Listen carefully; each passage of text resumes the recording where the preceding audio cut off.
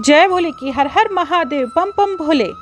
आज हम शिवरात्रि के अवसर पर शिव महापुराण का 33वां अध्याय पढ़ रहे हैं, जो कि शिव विवाह है। सुनिए 33वां अध्याय, पद्मा पीपलाद की कथा। सुनिए। ब्रह्मा जी बोले, नारद जी हिमाचल अरण्य की कथा सुनकर कहने लगे, मुनीश्वर आपने बहुत सुंदर कथा सुनाई है, अब कृपया कर पीपलाद की कथा सुनावे। पद्मा के साथ विवाह कर ऋषि ने कहाँ निवास किया और क्या किया?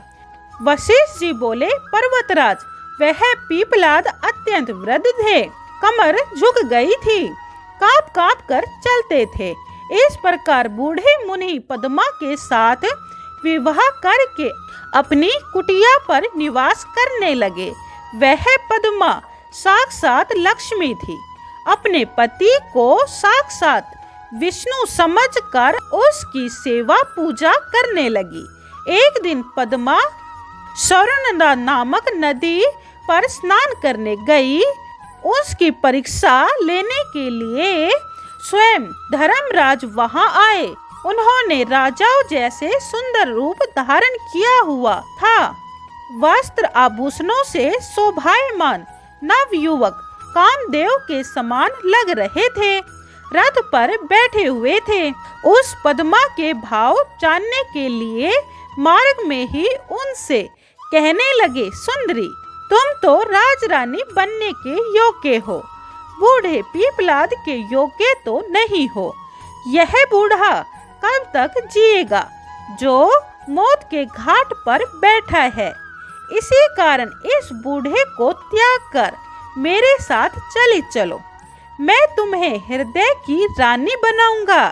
इस प्रकार कहकर राजकुमार बने हुए धर्मराज रथ से उतरे और पद्मा को पकड़ने के लिए तैयार हो गए। तब तो पद्मा थोड़ा हटकर क्रोध में आकर कहने लगी, अरे ओ पापी, दूर हट, मेरे शरीर का स्पर्श मत करना, नहीं तो शीघ्र ही नष्ट हो जाएगा। तुम कामदेव से अंधे होकर मेरा पतिव्रत धर्म नष्ट करना चाहते हो। अपने परम पूज्य महातेजस्वी महर्षि पीपलाद को मैं त्याग कर मैं स्त्री लंपट महाकामी दुराचारी तुम्हारे साथ क्यों चलूं? याद रख मूर्ख, यदि तू मुझे बुरे भाव से देखेगा तो शीघ्र ही नष्ट हो जाएगा। ब्रह्मा जी बोले, नारद जी इस प्रकार पद्मा ने जब उसे शाप दे दिया तो उसने अपना राजाओं जैसा रूप त्याग दिया और अपने धर्म के रूप में आकर कांपते कांपते बोला, माता मैं धर्म हूँ, जो कि ज्ञानियों के गुरु का भी गुरु है। मैं वही हूँ, सदा पर स्त्रियों को अपनी माता मानता हूँ। मैंने तो केवल आपकी परीक्षा के लिए सब कुछ किया है। मैंने आपके पतिव्रत धर्म की भली भांति परीक्षा कर ली है। मैंने यह कोई अनुचित नहीं किया था। मुझे ईश्वर ने इसलिए प्रकट किया है कि धर्मात्मा पुरुष की धर्म संबंधी परीक्षा लेकर उन्हें धर्म में दृढ़ करता रहूं। अब आपने मुझे शाप दे डाला है, उसका क्या होगा? नारद जी, धर्मराज इतना कह पद्मा के पतिव्रत धर्म से प्रसन्न होकर चुपचाप खड़े हो गए।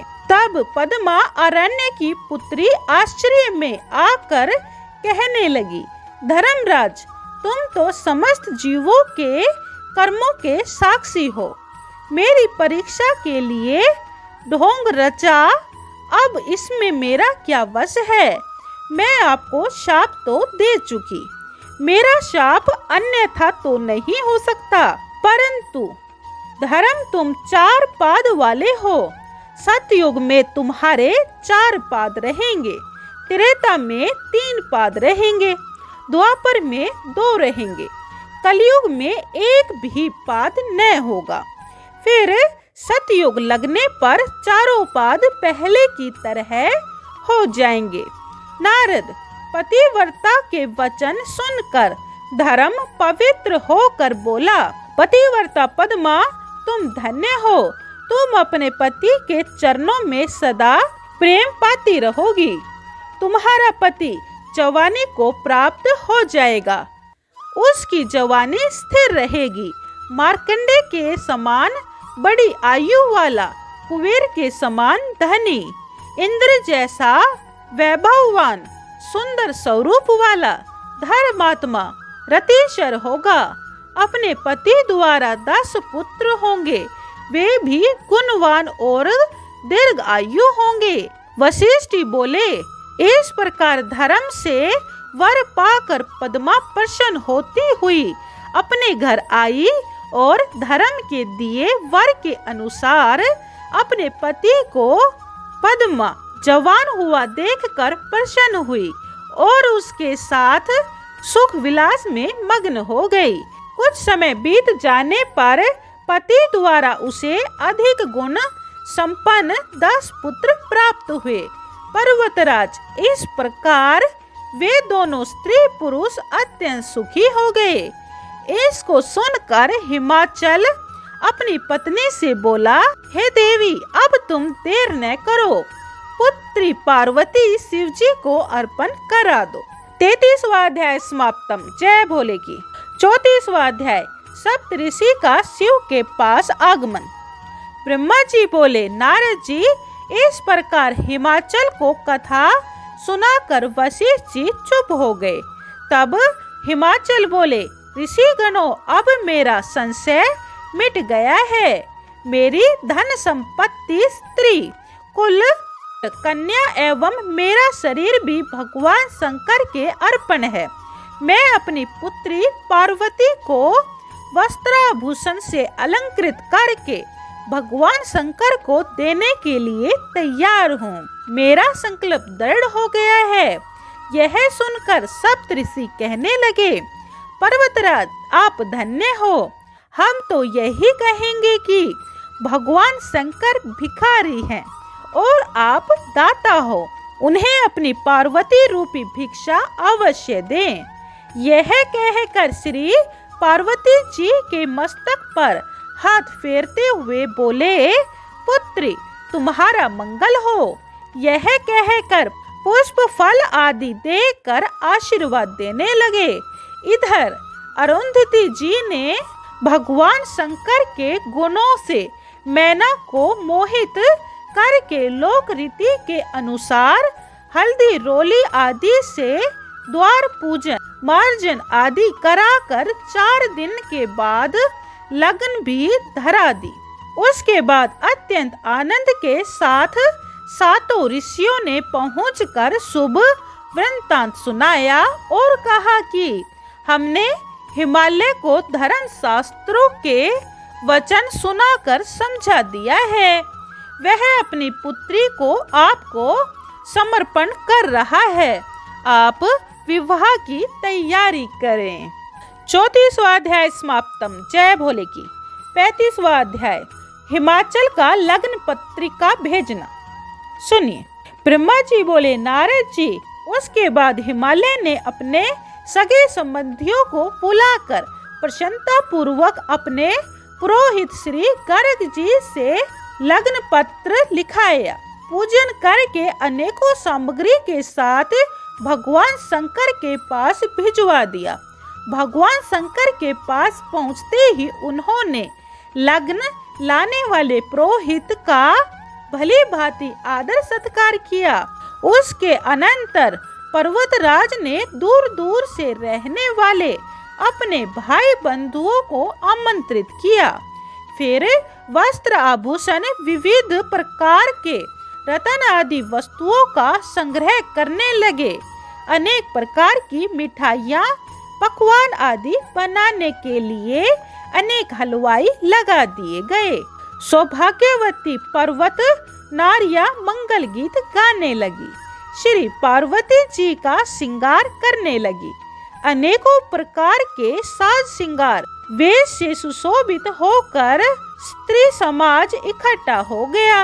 लोकाचार रीतियां होने लगी। हिमाचल से निमंत्रित होकर परिवार के साथ सभी पर्वत वहां पहुंच गए।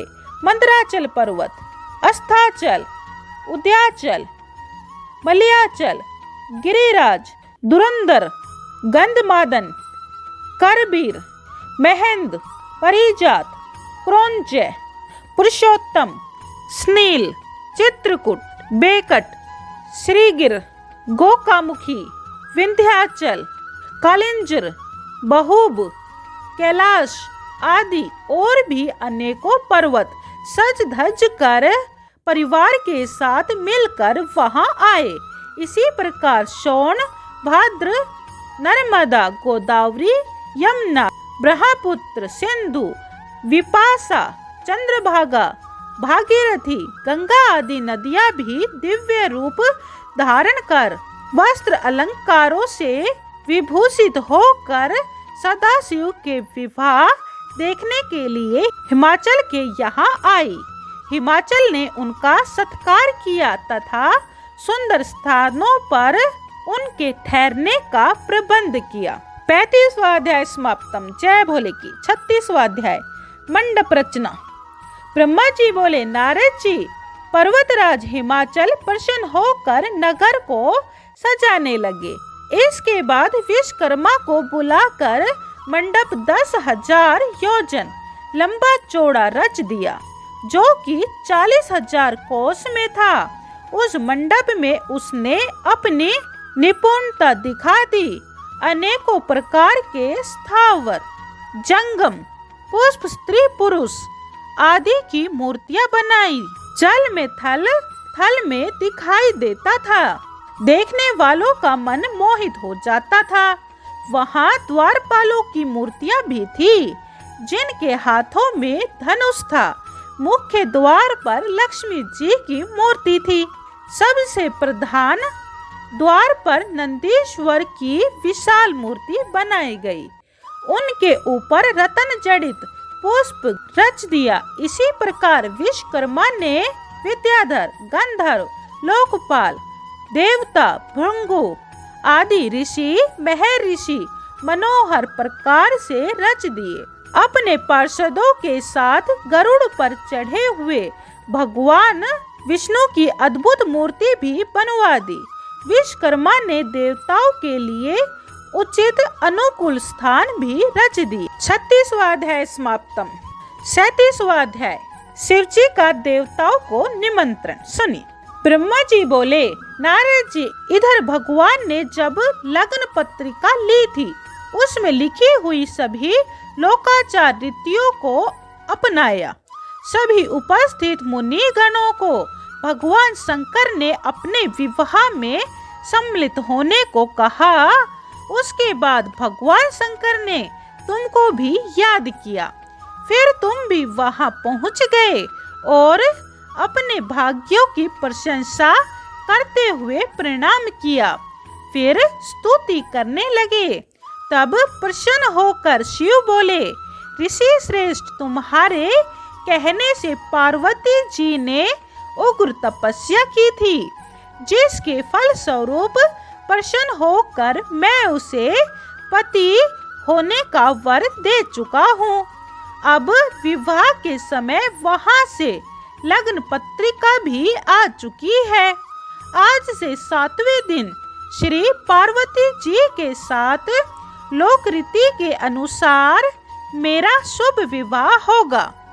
अब तुम इस शुभ विवाह के लिए विष्णु आदि देवता, मुनि, सिद्ध, ऋषि सभी को मेरी ओर से निमंत्रण दे आओ और उन्हें कहना कि अपने परिवार के साथ अपने वाहनों पर चढ़कर विभूषित हो मेरे उत्सव में शीघ्र पधारे।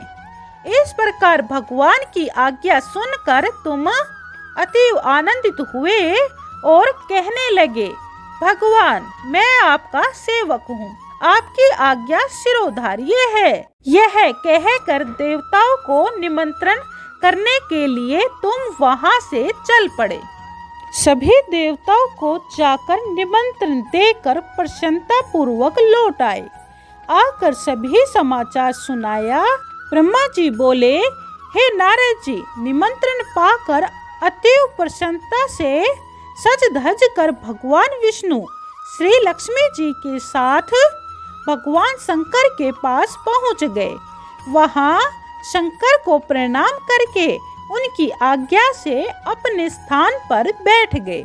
इसी प्रकार सब देवता, लोकपाल, इंद्र आदि अपने गण तथा परिवार के साथ वस्त्राभूषणों से शोभायमान होकर वहां पहुंच गए। सिद्ध, चारण्य, गंधर्व, ऋषि, मुनि सब निमंत्रित होकर कैलाश पहुंच गए।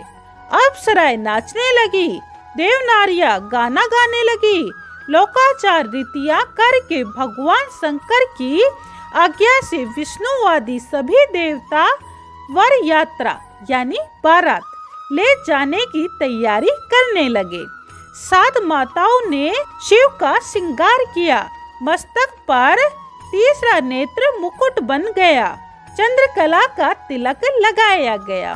कंठ के सर्पों ने अपना फन दोनों ओर ऊंचे कर लिए। वे सुंदर कुंडल हो गए। इसी प्रकार सब अंगों में सांप लिपट गए। वे आभूषण बन गए। सारे अंगों पर चिता की भस्म रमा दी गई। वह चमक उठी। वस्त्र के स्थान पर सिंह तथा गज चरम शोभायमान हो गया। इस प्रकार के श्रृंगार से सुशोभित होकर भगवान शंकर दूल्हा बने। विष्णु जी कहने लगे, हे शंकर जी, आप अपना ग्रह सूत्र की विधि के अनुसार विवाह करें। मंडप स्थापन नंदी मुखी श्रद्धादि कुल रीति से करते चले। इसमें आपका यश होगा और लोग भी इसी प्रकार करने लग जाएंगे। ब्रह्मा जी बोले, नारद जी, यह सुनकर महादेव जी ने स्वीकार करके कश्यप, अत्रि, वशिष्ठ, गौतम, गुरु, कण्व, बृहस्पति, शक्ति, जमदग्नि, पराशर, मार्कंडेय, अगस्त, चौनगर्ग, शिलापाक, अरुणपाल, अकृत, श्रम, दधीचि, उपमन्यु, भारद्वाज, अकृत ब्रह्मा, पीपलाद, कौशिक, कौत्स्य इत्यादि ऋषि मुनियों को शिष्यों के साथ बुलाकर सभी लोक रीतियां कराने की आज्ञा दे दी। तब तो सब ने मिलकर भगवान शंकर की रक्षा विधान करके ऋग्वेद, यजुर्वेद द्वारा स्वास्ति वाचक किया। फिर विघ्न निवारण ग्रह पूजन मंडप में आए हुए देवताओं के पूजन कराए। इसी प्रकार और भी अलौकिक वैदिक विधि के अनुसार सभी मंगल कार्य करा दिए। इन सब के हो जाने पर श्री महादेव जी ने ब्राह्मणों को नमस्कार की तथा उनकी आज्ञा पाकर अपनी बारात सजाकर प्रस्थान किया। 37वां अध्याय समाप्तम। जय भोले की 38वां अध्याय वर यात्रा।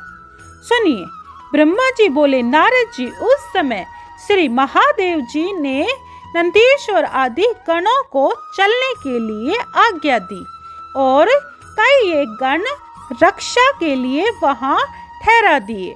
उसी समय गणों का स्वामी शंखकरण करोड़ों गण साथ लिए चला। केकस राक्ष ने 10 करोड़ गण, विष्टभय तथा विकृत के साथ 8-8 करोड़ गण, विशाख ने 4 करोड़ पारिजात, 9 करोड़ सौर्तिक तथा विकृतानन ने 860 करोड़ गण, दुंदुभ ने 8 करोड़, कपालख्या ने 5 करोड़, संदारक 6 करोड़, कंदक कुंडल 1-1 करोड़ तथा महाकेश 1-1 करोड़, स्नातक 1 अरब, आवेशन 8-8 करोड़, कुंड और पर्वतकर 12-12 करोड़, काल महाकाल सनाहे 400 करोड़, अग्निमुख 1 करोड़, आदित्य मूर्धा, कुमुद, अमोघ कोकिल, सुमंत्र, ये सब करोड़ करोड़ काक, यादोदर,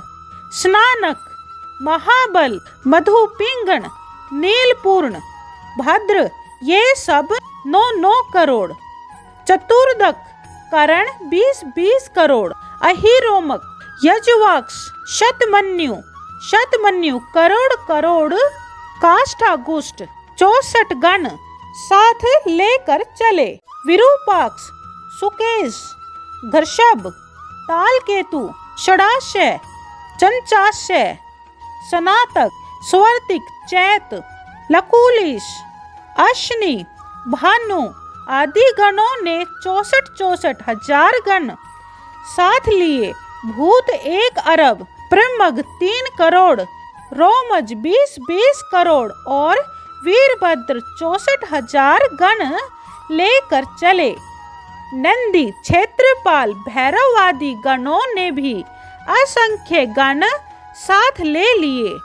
तो हजारों वाले मुकुटमाला जटा चंद्र रेखा वाले नीलकंठ, त्रिनेत्रधारी रुद्राक्ष पहने, भस्म रमाए, कुंडल कणों से सुशोभित, ब्रह्मा विष्णु इंद्र के अणिमा आदि सिद्धियों से युक्त, करोड़ों सूर्यों के समान तेजस्वी, आकाश, पृथ्वी, पाताल आदि सभी जगह विचरने वाले ये संपूर्ण गण भगवान शंकर के विवाह उत्सव में चले।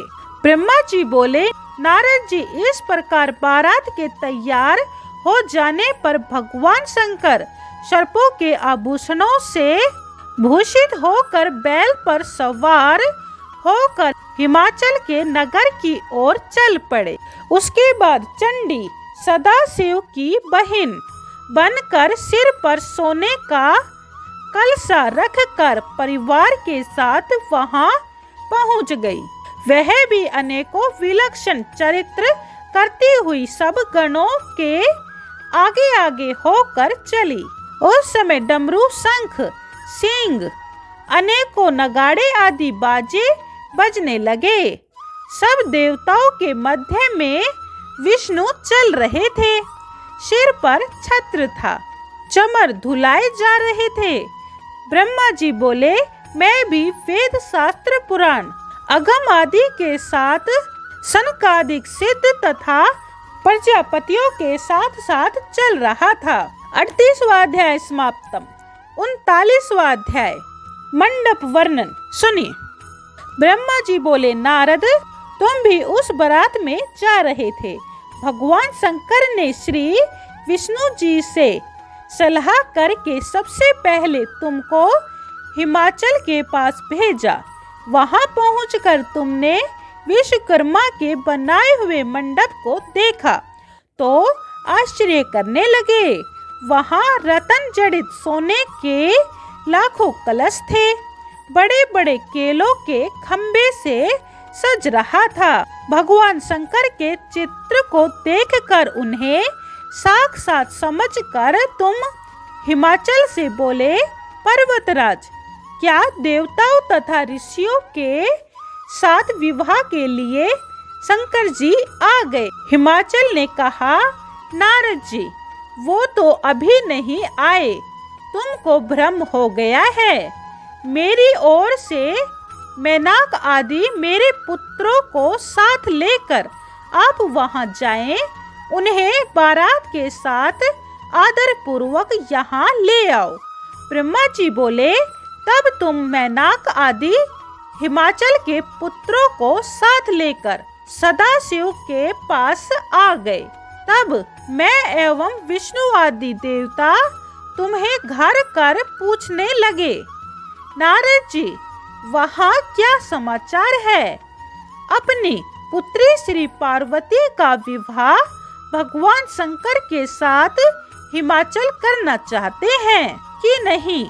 यह प्रश्न सुनकर मुझे तथा विष्णु एवं इंद्र को एकांत में ले जाकर तुमने कहा कि हे देवताओं, हिमाचल ने एक ऐसा मंडप बनवाया है जिसमें तुम सब देवताओं के जीते जागते चित्र लगे हुए हैं। मैं तो उन्हें देखकर अपनी सुध बुध ही खो बैठा था। इससे मालूम होता है कि वह आप लोगों को मोहित करने के विचार में है।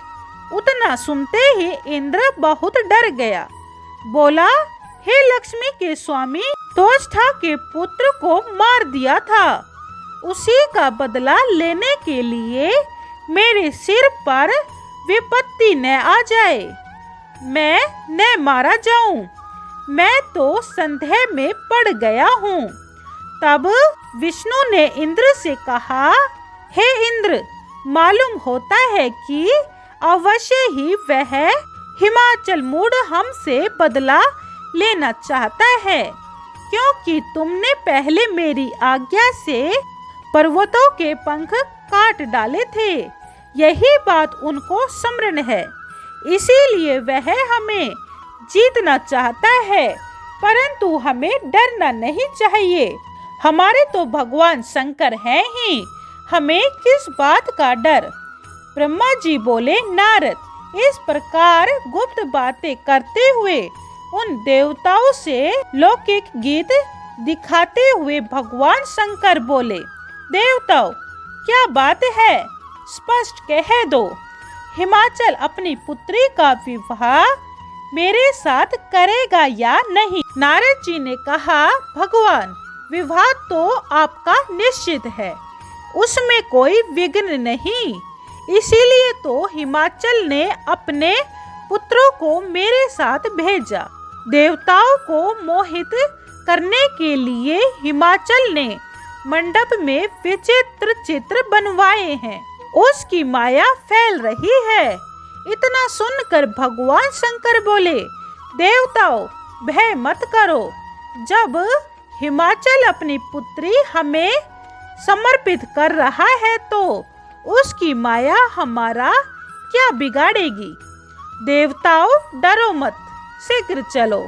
भगवान शंकर की इस प्रकार आज्ञा पाकर हिमाचल के पुत्रों को आगे करके सभी देवता भगवान शंकर के साथ हिमाचलपुर पहुँचे।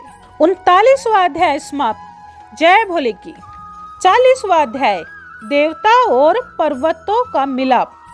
ब्रह्मा जी बोले, नारद जी, भगवान शंकर विष्णु आदि देवताओं के साथ हिमाचल में आ पहुँचे। उनका आगमन सुनकर आनंदित होकर हिमालय पर्वतों को साथ लेकर उनकी अगुवानी करने पहुँचे। भगवान शंकर की बारात देखकर हिमाचल चकित हो गए।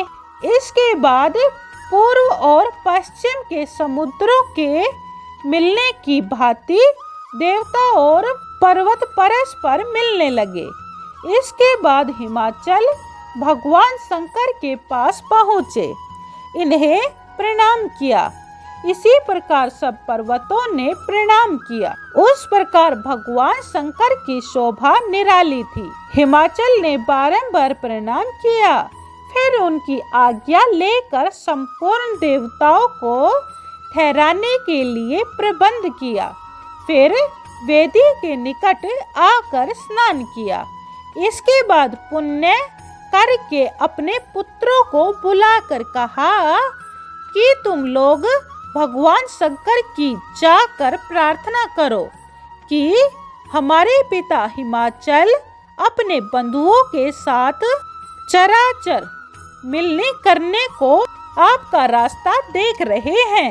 इस प्रकार पिता की आज्ञा पाकर हिमाचल पुत्र ने जाकर भगवान शंकर को प्रणाम किया और पिता की कही हुई बात जाकर सुना दी। तब भगवान शंकर जी ने कहा कि तुम जाकर कहो कि वे आ रहे हैं। यह सुनकर हिमाचल के घर को गमन किया। उसी समय हे नारद जी, मैना ने तुमको बुलवा दिया और भगवान शंकर के दर्शन की इच्छा से मैना तुमसे इस प्रकार कहने लगी। 40वां अध्याय समाप्तम। जय भोले की। 41वां अध्याय, शिवजी की अनुपम लीला। सुनिए। मैना बोली, नारद जी, मैं शिव को इसी समय देखना चाहती हूँ, जिन्हें पाने की इच्छा से पार्वती जी ने कठोर तप किया था। यह कहकर तुमको साथ लेकर चंद्रशाला की ओर चल पड़ी। इधर भगवान शंकर जी मैना के इस प्रकार के अभिमान को जान गए और ब्रह्मा एवं विष्णु से बोले, मेरी इच्छा है कि तुम लोग सब देवताओं को साथ लेकर अलग अलग होकर हिमालय के घर पहुंच जाओ। हम भी अपने गणों के साथ पीछे आ रहे हैं। देवताओं ने यह आज्ञा मान ली। तब देवताओं की सजी सजाई सेना देखकर मैना अत्यंत प्रसन्न हुई। उस बारात में सबसे आगे सुंदर वस्त्र आभूषणों से सजे हुए गंधर्व गण अपने वाहन पर सवार होकर बाजे बजाते आ रहे थे। इन्हीं के साथ ध्वजा पताका फहराते हुए उनके गण थे। अप्सराएं नाचती हुई आ रही थी। उनके पीछे वसु आ रहे थे। उन्हें देखकर मैना बोली, हे नारद जी, क्या इन्हीं में ही शिव है? यह सुनकर नारद जी ने कहा, नहीं, ये तो उनके गण हैं। तब मैना ने विचार किया कि शिव के गण इतने सुंदर हैं तो न जाने शिव कितने सुंदर होंगे। इसके बाद अपनी सेना लेकर मणिग्रीव आए। इस प्रकार अग्नि, यम, निऋतु, वरुण, वायु, कुबेर, ईशान, इंद्र आदि क्रम से आने लगे। उतावली होकर मैना ने पूछा, इन्हीं में शिव है? तब नारद जी ने कहा कि ये तो शिव सेवक दिक्पाल हैं। चंद्र और सूर्य भी आए। उन्हें देखकर भी यह प्रश्न किया। नारद जी ने उन्हें सूर्य चंद्रमा बताया। इनके बाद कमल नयन पीतांबर लहराते शांत स्वरूप गरुड़ पर सवार होकर विष्णु आए। तब मैना चकित होकर बोल उठी, नारद जी, क्या यही पार्वती जी के पति हैं? तब नारद जी ने कहा, यह पार्वती के पति नहीं, यह तो लक्ष्मी के पति विष्णु हैं। ब्रह्मा जी बोले, नारद जी, तब तो मैना अपने भाग्य सराहने लगी। ये लोग तो सब शिव सेवक हैं। इन्हें मैं अपनी आंखों से देख रही हूँ। इन्हीं की स्वामी मेरी पार्वती जी के पति हो तो फिर मेरे भाग्य सराहने योग्य है। नारद जी इस प्रकार मैना अभिमान में आकर कह रही थी। उसी समय उनका अभिमान दूर करने के लिए अपने अद्भुत रूप वाले गणों को साथ लेकर शिवजी भी आने लगे। भूत, प्रेत, पिशाच आदि अत्यंत कुरूप गणों की सेना आने लगी। उनमें कोई वायु रूप था, किसी की टेढ़ी सूंड थी, किसी के होठ लंबे थे, किसी की दाढ़ी लंबी थी, किसी का सिर गंजा था, किसी के आँख नहीं तो किसी की नासिका नहीं थी। कोई दंड पास लिए है तो कोई औंधा होकर चल रहा है, कोई वाहन के पूंछ की ओर मुंह करके बैठा है तो कोई वाहन की गर्दन पर सवार है, कोई सींग डमरू, कोई गोमुख बजाता हुआ आ रहा है। किसी का मुंड नहीं है, किसी का रुंड नहीं है, किसी के अनेक मुख हैं, किसी के अनेकों आँखें हैं, किसी के अनेकों पाँव हैं, किसी के हाथ नहीं, कोई टूटे हाथ वाला है, किसी के कान नहीं, कोई अनेक कानों वाला है, किसी के सिर नहीं, कोई अनेकों सिर वाला है। इस प्रकार बड़े कुरूप और भयानक गण आ रहे हैं। नारद मैना को कहा कि ये पार्वती के पति हैं। सुनते ही मैना भय के मारे कांपने लगी। इतने में इन्हीं के बीच में 5 मुख वाले, त्रिनेत्रधारी, 10 भुजा वाले, अंगों से भस्म रमाए, मुंडमाला पहने, बागंबर ओढ़े, पिनाक धनुष उठाए, त्रिशूल कंधे पर रखे, बड़े कुरूप एवं बूढ़े बैल पर चढ़े हुए भगवान शंकर उसे दिखाई दिए। नारद जी का इशारा पाकर मैना तो अत्यंत डर गई। तब तुमने उसे समझाकर कहा, मैना देवी, यह शिव ही तुम्हारी कन्या के पति हैं। ब्रह्मा जी बोले, हे नारद जी, तुम्हारा वचन सुनते ही तेज वायु के झकोरे लगने से टूटी लता के समान मैना दुख से कांपकर पृथ्वी पर धड़ाम से गिर पड़ी और मूर्छित हो गई। 41वां अध्याय समाप्तम। जय भोले की। 42वां अध्याय मैना को समझाना। सुनिए, ब्रह्मा जी बोले, नारद, यह देखकर दासिया भागकर वहां आई और अनेक प्रकार के उपचार करके मैना की मूर्छा दूर की। मूर्छा से जागकर मैना रोने लगी। फिर तो अपने पुत्र पुत्री नारद, सप्तऋषि आदि की निंदा करते हुए बोली, नारद, तूने ही मेरा सत्यानाश किया है। मेरी पार्वती को शिव जैसा पति बताने के लिए उकसाया, जिसके कारण इस समय हमें अत्यंत दुख भय फल प्राप्त हुआ। हे विधाता, मैं क्या करूं? कौन मुझे इस अपार दुख से छुड़ाएगा? अब मैं किसी को मुंह दिखाने की भी नहीं रही। लोग मुझे क्या कहेंगे? किसको कन्या दे डाली? भला वे ऋषि कहाँ है? यदि मुझे दिखाई दे तो मैं उनकी दाढ़ी नोच लूं। ब्रह्मा जी बोले, नारद जी, इस प्रकार हाय हाय करती मैना सीधी पार्वती जी के पास पहुंचकर उसको खोटी खोटी सुनाने लगी। मैना बोली, पार्वती, तूने बड़ी भारी मूर्खता कर डाली।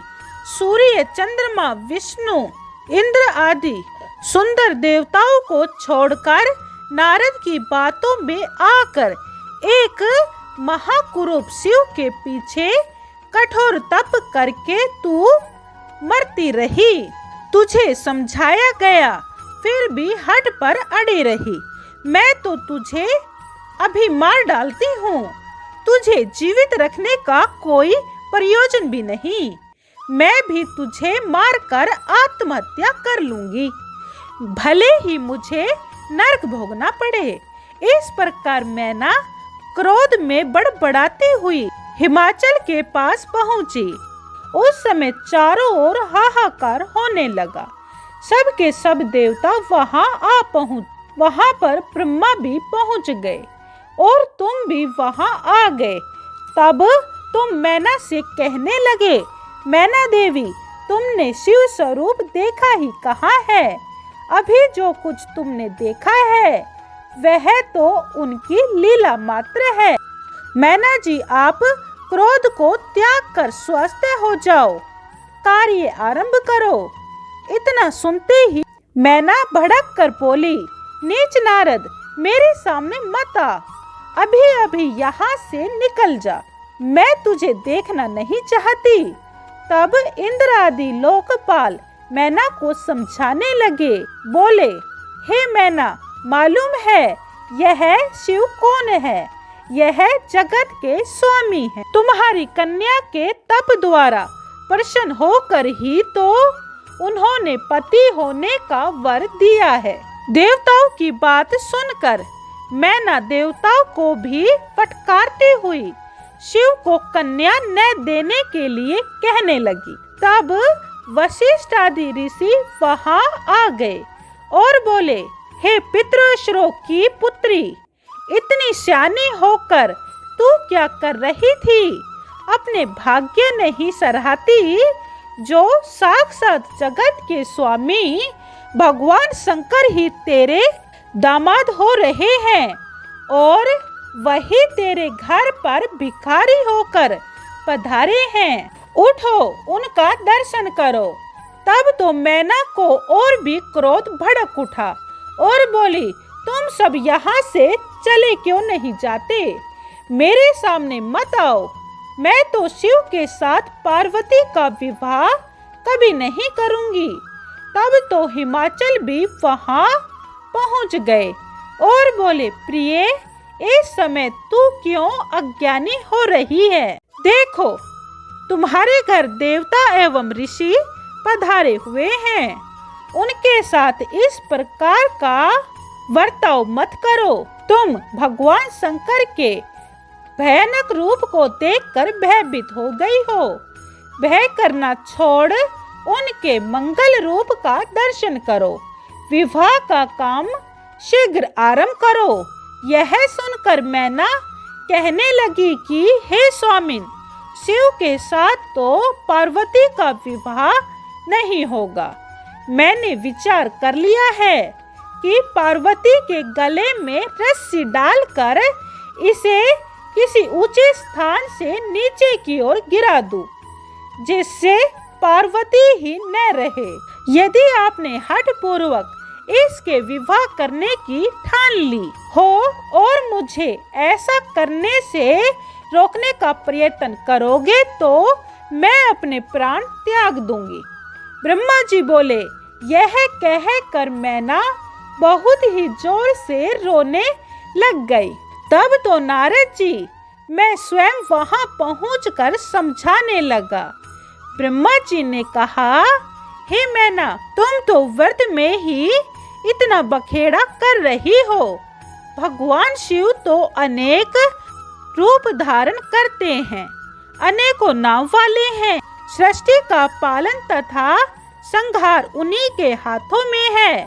सर्वथा स्वतंत्र ईश्वर हैं। सर्व काम बिगाड़ने वाली अपना हट छोड़कर पार्वती का उनके साथ विवाह कर दो। यह सुनकर रोते रोते मैना कहने लगी, बस करो पितामह, व्यर्थ झूठी प्रशंसा न करो। मैं अपनी आंखों से शिव का रूप देख चुकी हूँ। ब्रह्मा जी बोले, मैना अपने हट पर अड़ गई। तब वहां विष्णु पहुंचकर मैना को समझाने लगे।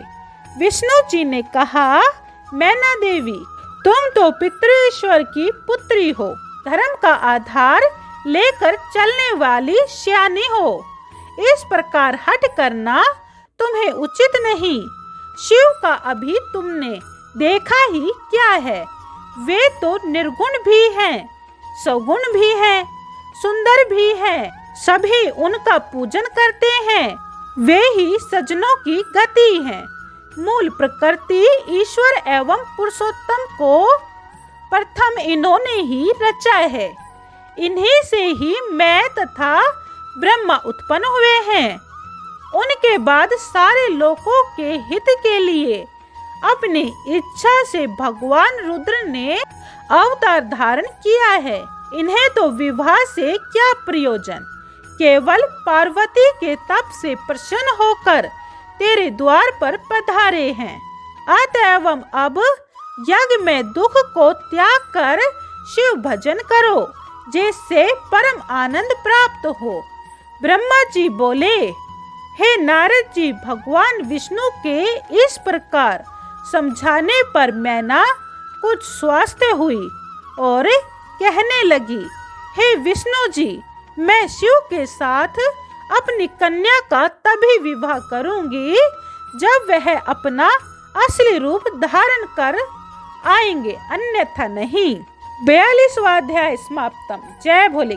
43वां अध्याय अगली वीडियो में देखें। शिवरात्रि पर यह कथा सुनने से सर्व कामना सिद्ध होती है। आगे की कथा दूसरी वीडियो में सुने।